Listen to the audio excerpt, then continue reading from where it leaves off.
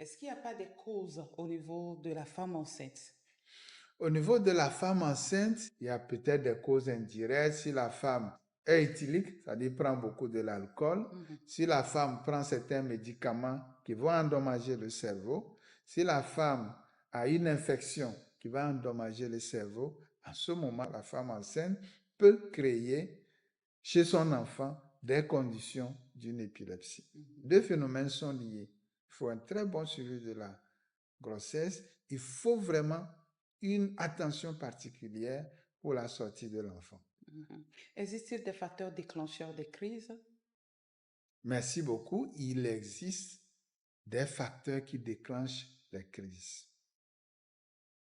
Le premier facteur qui déclenche les crises chez un sujet connu épileptique, c'est le manque de sommeil. Si vous êtes épileptique, lorsque vous consommez de l'alcool, vous allez faire les crises dans les jours qui suivent.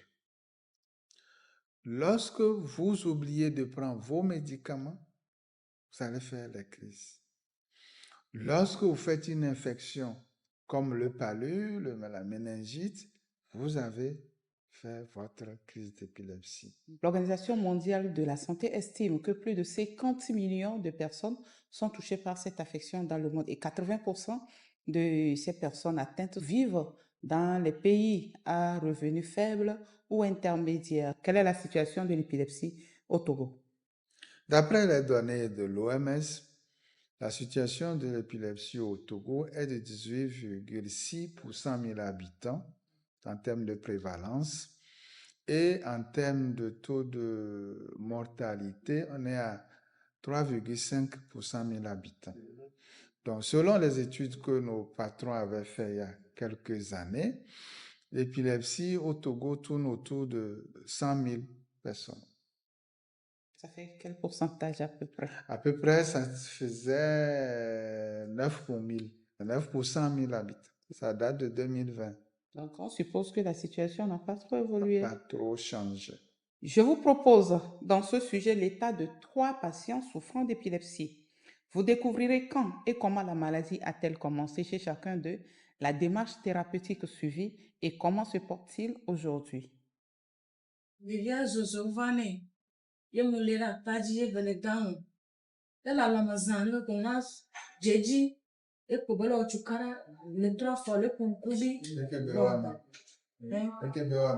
elle wa fuleke, elle wa leke le 3 fois le homo, Joseph la Lomana, bon, le Mumeke, le Mumeke, Bazan, le quoi. Que ma weneniam jo le fond par medeba, tu veux que qu'on powe, mais ma quoi est conju, et mi faut de crania de conju quoi, et jemene, voilà que le wenene kakapa, et que tabasa, appliquer son donné, ou d'un bien quoi, coucher comme blaner, comme de coucher quoi, et y casser, Zenene be we vayo. Zate, Zadene be we vayo. Ojia edo problema. ao, comme dia, o dia analyse les niveaux les conju, que son résultat, et au bien c'est elle est nan numérique. Mbe emba omu wa chikere pepenyo Efa mizereka. Family Ito efa mizereka. Keba le isi ade eba le doa. Awo obo dokebela lia ye penye won pona ponyere Epe na mponyere ya. Eblanya le pepe Kenya na noa. Enya na mo Ludo epia ma toma bi kengbe mu fofua va ke mvanya ye mba ikonji benene mba ko be de ba le vla ke mbo ye mba ikonji va ko bia ma benye munya wetrene ke fao ko bia échographie que muia ele o wetria meton ludo nde kwa kombo na dona muia wa nto da dazerka to ajere dia fo mu bunke ngbo ye o dona mu D'accord. au programme de azagbe supua ye ko o dona.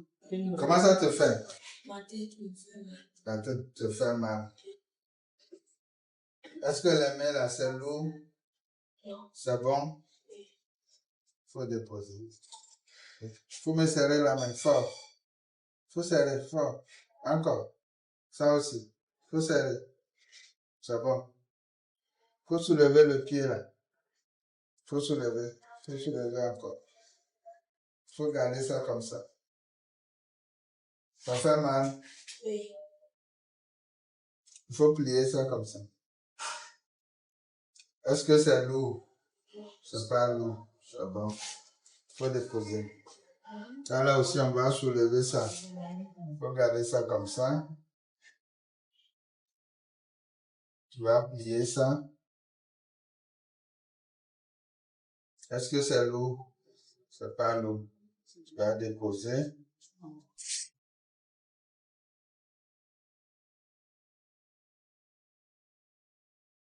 Ici, ça fait mal. Il faut regarder mon doigt. Il faut regarder. Il ne faut pas tourner la tête. Il faut regarder un doigt.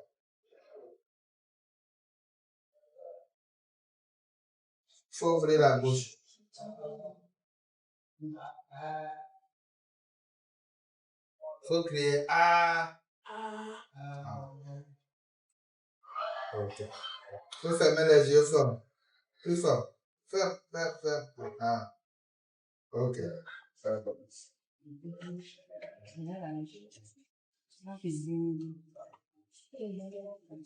Faut respirer.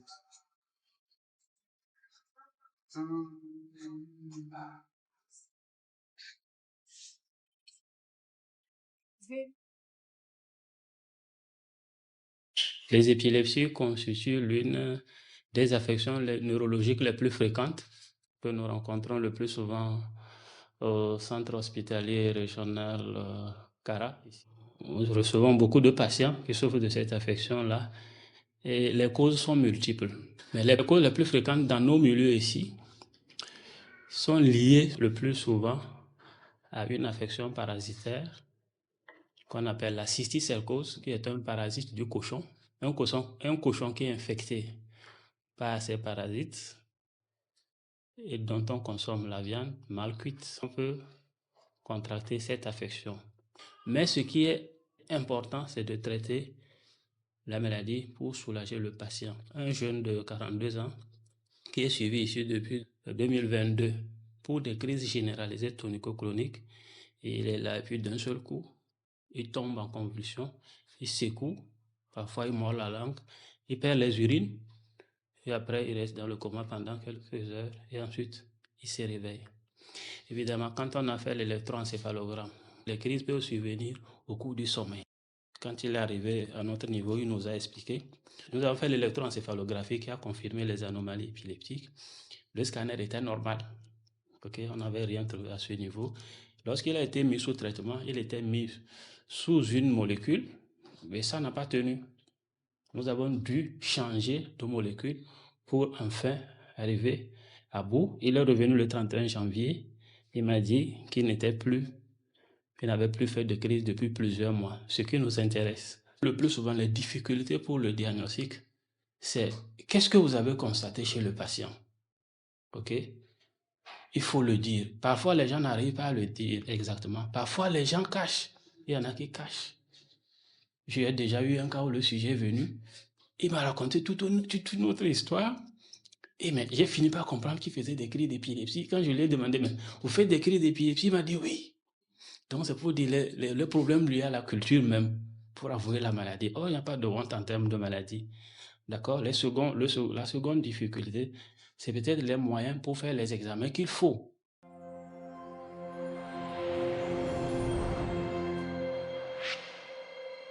Nous sommes de retour sur ce plateau. 2 patients que vous avez pris en consultation, ce sont des enfants. Et dans le micro-trottoir qu'on a suivi, il y a un des interviewés qui a parlé d'épilepsie innée. Est-ce que l'épilepsie est héréditaire? L'épilepsie a des causes génétiques.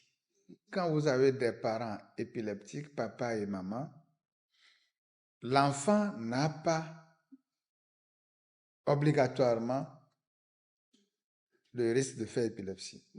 Donc, ce n'est pas héréditaire.